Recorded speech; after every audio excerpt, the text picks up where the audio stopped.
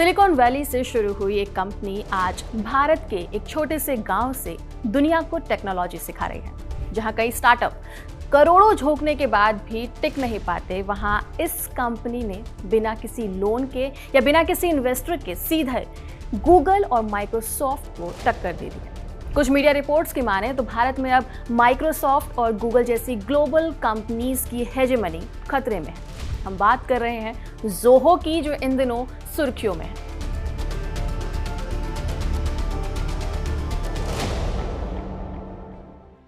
वजह है हाल ही में आईटी मिनिस्टर अश्विनी वैष्णव का एक वीडियो, जिसमें उन्होंने कहा कि अब मैं अपने ऑफिस का काम ज़ोहो राइटर, ज़ोहो शीट और शो से करूंगा। Office suite, it's phenomenal. I am so impressed with the capabilities of Zoho Writer, Zoho Sheets and Zoho Presentation. This is really good. I think I'll be shifting to Zoho at the earliest. Post आया तो चर्चा शुरू हुई, चर्चा छिड़ी तो buzz बना।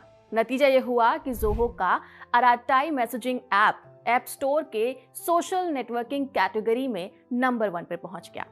सवाल है कि क्या इस बज़ के बूते 8,000 करोड़ की कमाई करने वाली ये कंपनी माइक्रोसॉफ्ट और गूगल को टक्कर दे पाएगी, जो ट्रिलियन डॉलर्स की कंपनियां हैं। और ये कंपनी ऐसा क्या कर रही है कि अलग अलग देशों की बड़ी बड़ी कंपनियां इसकी क्लाइंट भी है। इस वीडियो में हम इस कंपनी की शुरुआत पर बात करेंगे और साथ ही बात होगी इसके फाउंडर की भी, जिनका मानना है कि ज़ोहो अभी पब्लिक नहीं होगी, यानी कि शेयर मार्केट की लिस्ट में नहीं होगी। तो चलिए बताते हैं कि आखिर कैसे ये कंपनी टेक्नोलॉजी की दुनिया में एक बिग थिंग बन चुकी है।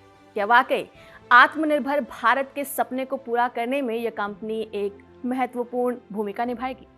नमस्कार, मैं हूं डिम्पिका और आप देख रहे हैं खबर गांव। ज़ोहो एक सॉफ्टवेयर कंपनी है जिसके फाउंडर हैं श्रीधर वेम्बो।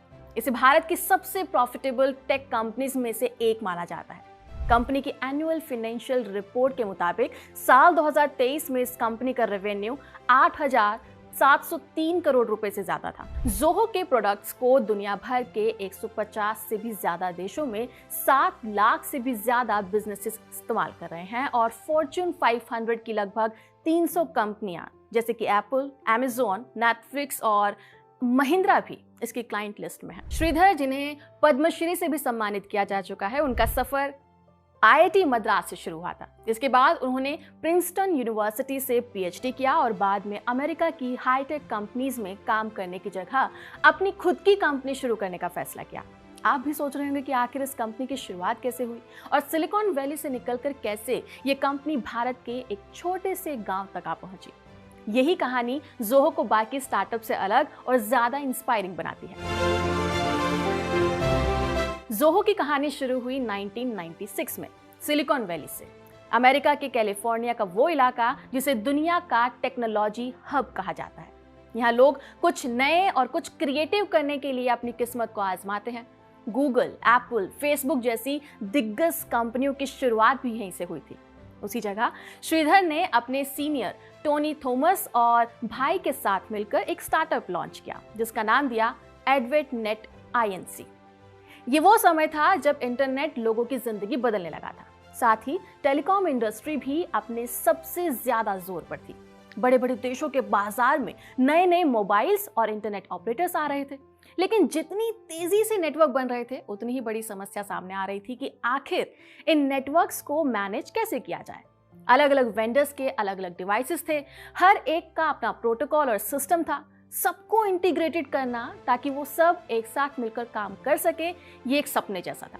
इस कंपनी ने इसी प्रॉब्लम का सॉल्यूशन टेलीकॉम कंपनियों को ऑफर किया, जो एक गेम चेंजर साबित हुआ। टोनी थॉमस को इस कंपनी का CEO बनाया गया, जबकि श्रीधर खुद प्रोडक्ट मार्केटिंग और कस्टमर से कनेक्ट करने का काम कर रहे थे। उनका बनाया हुआ वेब NMS यानी कि नेटवर्क मैनेजमेंट सिस्टम ऐसा प्लेटफॉर्म बना जो टेलीकॉम प्रोवाइडर्स के पूरे नेटवर्क को एक सिंगल स्क्रीन से मॉनिटर और कंट्रोल करने की फैसिलिटी देता था। इसे कुछ ऐसे समझिए कि आपके घर में अलग अलग ब्रांड्स के प्रोडक्ट हैं, जैसे कि टीवी सैमसंग का है, फ्रिज LG का है और वॉशिंग मशीन वर्लपूल की है। अब अगर हर चीज के लिए आपको अलग अलग रिमोट पकड़ने पड़े तो सिरदर्द आपका बढ़ जाएगा, लेकिन अगर आपको एक यूनिवर्सल रिमोट दे दिया जाए तो सोचिए कि आपको ये कंट्रोल करना कितना सुकून देगा। यही काम इस कंपनी ने टेलीकॉम कंपनीज के लिए किया। इसका फायदा यह हुआ कि कंपनीज की एफिशिएंसी बढ़ी, कॉस्ट कम हुई और बड़ी बड़ी गड़बड़ियों को पहले से ही डिटेक्ट करके फिक्स कर लिया जाता था। इसी वजह से क्लाइंट्स ने इस कंपनी को अपनाना शुरू किया। ताइवान की एक सबसे बड़ी टेलीकॉम कंपनी ने तो अपने पूरे नेशनल नेटवर्क को चलाने के लिए एडवर्ड नेट का सॉल्यूशन लिया। वहीं मोटोरोला, नोटल, लुसेंट जैसी बड़ी कंपनियां जो खुद नेटवर्क इक्विपमेंट्स बनाती थी, उन तक ने अपने प्रोडक्ट्स के साथ एडवर्ड नेट का सॉफ्टवेयर देना शुरू किया और सिस्टम इंटीग्रेटर जैसे माइंडट्री और क्रेन सॉफ्टवेयर ने इसे कस्टमाइज करके क्लाइंट तक पहुंचाया। 90s में जब इंटरनेट का दौर था, तब बड़ी बड़ी कंपनियों और इन्वेस्टर्स को लगा था कि अब लोग अपनी रोजमर्रा की जरूरतों को, जैसे कि उनकी शॉपिंग हो गई, न्यूज हो गया, एंटरटेनमेंट हो गया, इन सब के लिए इंटरनेट पर डिपेंड करेंगे। इसलिए जिसने भी इंटरनेट कंपनी बनाई उसने अपने नाम में .com लगा लिया। इन्वेस्टर्स ने उन कंपनीज पर पैसा लगाया, पर अफसोस की बात यह हुई कि आज जो हम इंटरनल यूसेज और उसकी इंपॉर्टेंस को देख रहे हैं ना, तब ऐसा नहीं था। इतने बड़े लेवल पे लोगों ने इसका इस्तेमाल ही नहीं किया था और रिजल्ट ये रहा कि जल्दी प्रॉफिट नहीं मिलने पर इन्वेस्टर्स ने पैनिक में अपने पैसे निकाल लिए। Pets.com, वेबवैन और ई-टॉयज जैसी कई बड़ी इंटरनेट कंपनियां 2000 से लेकर 2001 में दिवालिया हो चुकी थी, जिससे इन्वेस्टर्स को करीब $5 ट्रिलियन तक का नुकसान हुआ। इसे .com बबल बर्स्ट कहा जाता है क्योंकि ये एक बुलबुले की तरह था जो बहुत जल्दी फूला भी और उतनी जल्दी फूट गया। एडवर्ड नेट ने जो टेलीकॉम कंपनियों को नेटवर्क मैनेज कराया था, जो सॉफ्टवेयर बेच रही थी, उसके क्लाइंट खत्म होने लगे थे और सेल्स भी गिरने लगी थी। इसके बाद वो वक्त आया जब इस कंपनी के तीनों मालिकों को एक बात समझ में आई। बात ये कि सिर्फ टेलीकॉम क्लाइंट्स पर भरोसा एक खतरे को न्योता दे सकता है, क्योंकि काम स्लो होने या फिर नए प्लेयर्स की एंट्री पर क्लाइंट्स डगमगा सकते हैं, कंपनी को नुकसान हो सकता है। बात समझ आई तो सॉल्यूशन भी दिखा। कंपनी ने सोचा कि क्यों ना ऐसे सॉफ्टवेयर्स बनाए जाएं जो हर ऑफिस, हर कंपनी और हर प्रोफेशनल्स के लिए जरूरी हो।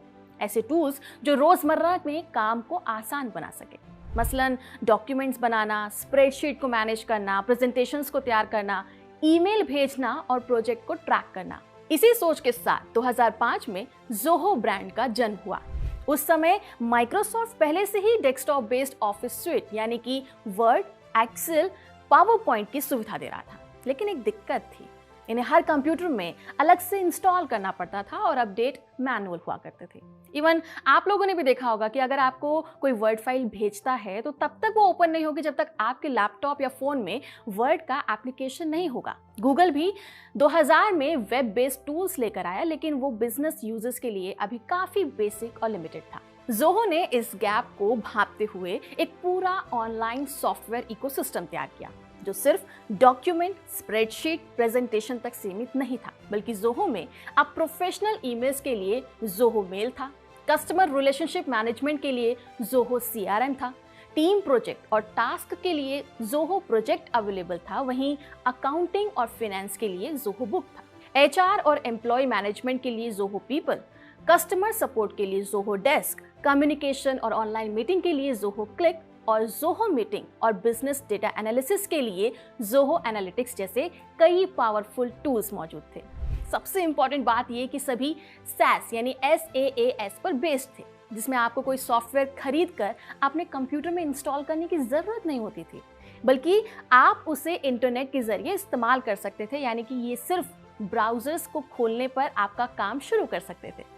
इसके लिए आपको सब्सक्रिप्शन या अकाउंट चाहिए होता था और इसी अप्रोच ने जोहो को सिर्फ इंडिया में नहीं बल्कि ग्लोबली भी एक मजबूत और भरोसेमंद बिजनेस सॉफ्टवेयर प्रोवाइडर बना दिया और आज इसे 7 लाख से भी ज्यादा बिजनेसेस इस्तेमाल कर रहे हैं। माइक्रोसॉफ्ट और गूगल से टक्कर लेने वाली कंपनी के बारे में अक्सर ही सोचा जाता है कि यह कंपनी भी अमेरिका में होगी और इस कंपनी में काम करने वाले लोग किसी बड़े इंस्टीट्यूट से आते होंगे, जबकि ऐसा नहीं है। जोहो ने शुरुआत भले ही यूएस में की हो, लेकिन कंपनी ने जल्दी ही यानी कि 2009 में अपने हेडक्वार्टर को चेन्नई यानी तमिलनाडु में शिफ्ट कर लिया। बड़े शहरों में हाई रेंट वाले ऑफिसेस पे करोड़ों खर्च करने की बजाय इस कंपनी ने ये डिसाइड किया कि वो 4 एकड़ की जमीन खरीदेगी और 2011 तक उस पर उन्होंने ऑफिस भी बना लिया। इतना ही नहीं बल्कि श्रीधर ने बड़े इंस्टीट्यूट्स या मेट्रो सिटीज के टॉप कॉलेजेस से टैलेंट लेने की बजाय छोटे शहरों और गांवों से छुपे हुए हुनर को पहचानने का फैसला किया। उन्होंने ऐसे लोकल इंजीनियर्स और स्टाफ को रिक्रूट किया जिन्हें आर्म से खास बनाया जा सकता हो, और इसके लिए ट्रेनिंग प्रोग्राम्स बनाए गए ताकि वो ग्लोबल स्टैंडर्ड्स के सॉफ्टवेयर बना सकें। इससे जोहो को दो बड़े फायदे हुए।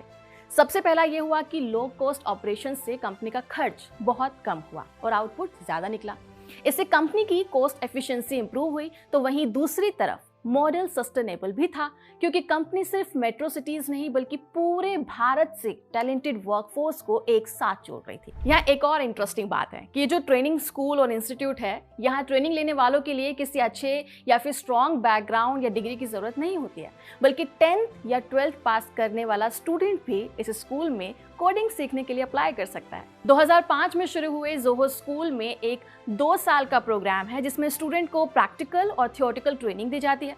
लेखक ध्रुव नाथ ने अपनी एक किताब में लिखा है कि श्रीधर को फॉर्मल एजुकेशन से ज्यादा स्किल्स में भरोसा है, इसलिए उन्होंने गांव के लोगों को ट्रेनिंग दी, जहां स्कूल कंप्लीट करने के बाद ज्यादातर स्टूडेंट्स जोहो में ही काम करने लगे। आज जोहो की वर्कफोर्स का करीब 15% हिस्सा इन्हीं स्कूल से आता है। जोहो के बारे में एक और बात बहुत फेमस है कि जोहो ने आज तक ना तो कोई एक्सटर्नल फंडिंग ली है और ना कभी लोन लिया है। Isn't it interesting? लेकिन सवाल ये है कि आखिर ये सब पॉसिबल कैसे हुआ? जहां ज्यादातर टेक कंपनीज या स्टार्टअप बाहर से पैसा लेने या वेंचर कैपिटल या फिर लोन लेने की आदी होते हैं, वहां जोहो ने बिना किसी एक्सटर्नल फंडिंग के ये ग्रोथ कैसे अचीव की? दरअसल इन्वेस्टर से पैसा लेने के साथ एक बहुत बड़ी दिक्कत होती है कि उनकी कंट्रोल करने की आदत, शेयर डिल्यूजन और कभी-कभी अनरियलिस्टिक टारगेट्स आपको परेशान करते हैं। जोहो ने इसे अवॉइड किया और सोचा कि क्यों ना बिजनेसेस को ऑर्गेनिकली ग्रो किया जाए। इसका मतलब ये कि जो भी पैसा कंपनी के प्रोडक्ट से आए वही ग्रोथ और एक्सपेंशन में री इन्वेस्ट हो जाए। जोहो के प्रोडक्ट सब्सक्रिप्शन बेस्ड हैं, मतलब दुनिया भर की कंपनियों को जोहो CRM, मेल, बुक्स ये सभी सर्विसेज का इस्तेमाल करने के लिए मंथली या फिर ईयरली सब्सक्रिप्शन लेना होता है। इससे जोहो को एक प्रिडिक्टेबल कैश फ्लो मिलता है। इसी कैश फ्लो के चलते जोहो को कभी भी एक्सटर्नल फंडिंग की जरूरत ही नहीं पड़ी। इसके अलावा जोहो ने लो कॉस्ट ऑपरेशंस का भी बड़ा फायदा उठाया। चेन्नई और छोटे शहरों में ऑफिसेस चलाकर, रूरल टैलेंट को नौकरी देकर और क्लाउड बेस्ड SaaS डिलीवरी का इस्तेमाल करके खर्च को बहुत कम रखा गया। यानी कि रेवेन्यू ज्यादा, खर्च कम और प्रॉफिट सीधे ग्रोथ में री इन्वेस्ट हो। इस वजह से जोहो एक ऐसी रेयर टेक कंपनी है जो ग्लोबल SaaS मार्केट में एक्सटर्नल फंडिंग के बिना भी बड़े स्केल पर ग्रो कर रही है। जोहो में अब तक इन्वेस्टमेंट सिर्फ फ्रेंड्स और फैमिली से ही हुई है। इनफैक्ट श्रीधर वेम्बो की सिस्टर राधा वेम्बो कंपनी की सबसे बड़ी शेयर होल्डर है। जोहो आज पूरी तरह से ग्लोबली पावर हाउस बनकर सामने आ रही है, जो कि इंडियन और फॉरेन दोनों तरह के क्लाइंट्स को सर्व करती है। इसके बहुत बड़े बड़े क्लाइंट्स हैं, जैसे कि कुछ का नाम तो आप भी जानते हैं, Amazon, IAFL Finance, Zomato, SpiceJet, Max Life, Dell, Toyota। ये सब ऐसे नाम हैं जो आपने एक बड़े पर्दे पर सुने होंगे। एक और इंटरेस्टिंग बात है कि इस कंपनी ने कभी भी कस्टमर के डेटा को किसी और को नहीं बेचा है। यहाँ पर थर्ड पार्टी एड्स नहीं दिखाए जाते हैं और यूजर्स को हमेशा से फुल कंट्रोल दिया जाता है। इसके अलावा जोहो ने अपने डेटा सेंटर्स में AI, ML, NLP जैसी एडवांस टेक्नोलॉजीज में काफी बड़ा इन्वेस्टमेंट किया है। इसका फायदा यह हुआ कि यूजर्स को जिया यानी कि AI असिस्टेंट मिला, फास्टर अपलोड और डाउनलोड करने की जो पॉसिबिलिटी है वो हाई हो गई और रिबस्ट नेटवर्क कनेक्शन भी हुआ। जोहो को फोर्ब्स में भी कई बार हाईलाइट किया जा चुका है। 2023 में तो जोहो ने फोर्ब्स की प्रेस्टीजियस क्लाउड 100 लिस्ट में अपनी जगह बनाई थी। इसके अलावा पिछले दिनों एक बड़ी खबर आई थी कि PwC इंडिया और जोहो ने हाथ मिलाया है। ये पार्टनरशिप खास इसलिए है क्योंकि अब दोनों मिलकर बिजनेसेस को डिजिटल ट्रांसफॉर्मेशन में बढ़ाने में मदद करेंगे। मतलब कि कंपनियों को अपने कामकाज को और स्मार्ट और फास्ट और कस्टमर फ्रेंडली बनाने में काफी मदद मिलेगी। अभी हाल ही में इसके एक मैसेजिंग ऐप को भी पॉपुलर होता हुआ आपने देखा होगा। इस ऐप स्टोर की सोशल नेटवर्किंग कैटेगरी में नंबर 1 की रैंक आई है। सिर्फ 3 दिन में इसके साइनअप्स 3000 से बढ़कर 3 लाख तक पहुंच गए थे। ये ऐप जिस तेजी से लोगों के बीच में पॉपुलर हो रहा है ना, उससे तो लगता है कि व्हाट्सएप का एक अच्छा अल्टरनेटिव बन सकता है, जिसमें पर्सनल और ग्रुप चैट शामिल है, वॉइस और वीडियो कॉल शामिल है। इसके अलावा शेयरिंग, स्टोरीज और चैनल्स जैसी सुविधाएं भी आप इस्तेमाल कर सकते हैं। हालांकि ज़ोहो को काफ़ी तारीफें मिली हैं, लेकिन कुछ यूजर्स को इसके इंटरफेस और यूजेबिलिटी में दिक्कत भी फेस करने को मिल रही है। जैसे एक ने अपना सोशल मीडिया पे एक्सपीरियंस शेयर किया है कि जब ज़ोहो का CRM इस्तेमाल उन्होंने किया तब प्लेटफॉर्म का UI और UX कॉम्पिटिटर्स के मुकाबले काफ़ी यूज़र फ्रेंडली नहीं लगा। इसके अलावा ज़ोहो ऑफिस स्यूट के बारे में कहा जाता है कि ये माइक्रोसॉफ्ट ऑफिस स्यूट और गूगल वर्कस्पेस के जैसा नहीं है, यानी कि बेसिक फंक्शनैलिटी ठीक है, लेकिन कुछ यूजर्स को वही फेमिलियर एक्सपीरियंस चाहिए होता है जिसके साथ उनकी ट्रेनिंग हुई है, यानी कि गूगल और माइक्रोसॉफ्ट। रेडिट पर भी कई यूजर्स ने फीडबैक दिया है और कंप्लेंट्स भी शेयर की है। एक एनोनिमस यूजर ने बताया कि उनका डेटा ज़ोहो बुक से डिलीट हो गया क्योंकि उनकी ईमेल 1 महीने के लिए इनएक्टिव थी। लेकिन सबके बावजूद हेल्थ केयर प्रोफेशनल्स ने ज़ोहो के प्रोडक्ट की इंटीग्रेशन और सीमलेस वर्किंग की तारीफ की है, और यही वजह है कि इन थोड़ी बहुत कमियों के बावजूद भी इसे बड़े लेवल पर भारत में इम्प्लीमेंट करने का प्लान हो रहा है। अगर ऐसा हो जाता है ना, तो भारत का पैसा भारत में रह जाएगा, कैपिटल रिटेंशन होगा और IT सेक्टर्स का ग्रोथ डोमेस्टिक इकोनॉमी में डायरेक्टली कंट्रीब्यूशन होगा। Tier 2 और Tier 3 सिटीज में भी टैलेंट को रोजगार मिल सकेगा, यानी कि कुल मिलाकर ये इकोनॉमिक, टेक्नोलॉजिकल और स्ट्रेटेजिक तौर पर गेम चेंजर साबित हो सकता है। सरकार द्वारा अगर इसे पहले अपनाया जाएगा ना, तो ये उम्मीद ज्यादा होती है कि आम जनता भी इसे अपनाने में अपना इंटरेस्ट दिखाएगी, और ये भी हो सकता है कि भारत हाइब्रिड मॉडल पे काम कर सके।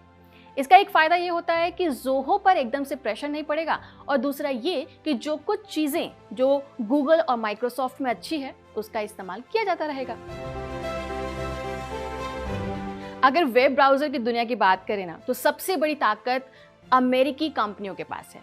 Google Chrome, Apple safari, Microsoft और मोजिला फायरफॉक्स, ये सभी अमेरिकी क्रिएशंस हैं और दुनिया भर में सबसे ज्यादा इस्तेमाल हो रहे हैं। भारत में भी लोग इन ब्राउजर्स का इस्तेमाल करते हैं, लेकिन इसके साथ ही एक बड़ा खतरा होता है प्राइवेसी का, क्योंकि इन ब्राउजर के सर्वर अमेरिका में है, मतलब आपका पूरा डेटा पूरी तरह से विदेश में जाता है।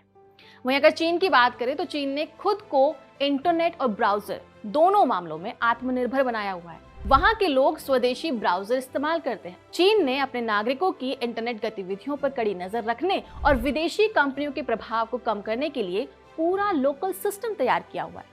सरकार लगातार ऐसे नियम बनाती रहती है जो प्राइवेसी के लिए खतरा बन सकने वाले कंटेंट को ब्लॉक कर दे। वहीं अगर रूस और दक्षिण कोरिया की भी बात करें तो यहाँ पर रूस में भी अपना एक ब्राउजर है और दक्षिण कोरिया में भी। ये ब्राउजर आमतौर पर गूगल क्रोम जैसे ओपन सोर्स प्लेटफॉर्म पर बनाए गए हैं, लेकिन इन्हें अपने देश के नियम और ज़रूरतों के हिसाब से कस्टमाइज किया गया है। अगर बात करें हमारे पड़ोसी देश पाकिस्तान की, तो वहाँ पर भी अभी कोई अपना ब्राउजर नहीं है। वहाँ के लोग ज़्यादातर गूगल क्रोम पर डिपेंड करते हैं, UC ब्राउजर पर डिपेंड करते हैं या फिर ओपेरा। हालांकि पाकिस्तान में ब्राउजर 4G नाम का एक ऐप है जो अलग अलग विदेशी ब्राउजर्स और VPN सुविधाओं को एक जगह इकट्ठा करता है, लेकिन ये पूरी तरह से लोकल ब्राउजर की तरह काम नहीं करता। ऐसे में अगर भारत के पास भी खुद का ब्राउजर होगा तो इससे हमारी डिपेंडेंसी दूसरे देशों पर कम होगी। आपका इस पर क्या कहना है, हमें कमेंट सेक्शन में जरूर बताइएगा। कैमरा के पीछे इस वीडियो को रिकॉर्ड किया है सर्वेश ने। मेरा नाम है डिम्पिका और आप देख रहे थे खबरगांव।